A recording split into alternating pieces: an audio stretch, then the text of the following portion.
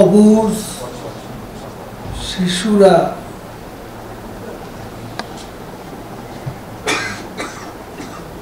কোন রাজনৈতিক বিবেচনা করেন।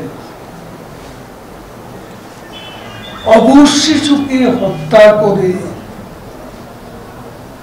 অবুঝ শিশুর তাজা প্রাণ ঝরিয়ে সরকারি দলের কোন লাভ নেই। আমাদের কি লাভ আছে? একটা শিশুকে, দুটা শিশুকে, কয়েকটা শিশুকে মেরে আমাদের কি লাভ? লাভ তাদের যারা এই শিশুর লাশ থেকে ফায়দা লুটতে চায়।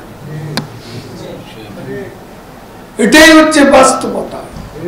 তারপরে আমরা ইউনিসেফকে অনুরোধ করি যে 32 জন শিশু হত্যার কথা তারা বলেছে, আমরা সেই 32 শিশুর নাম দাম ঠিকানা সহ আমরা জানতে চাই।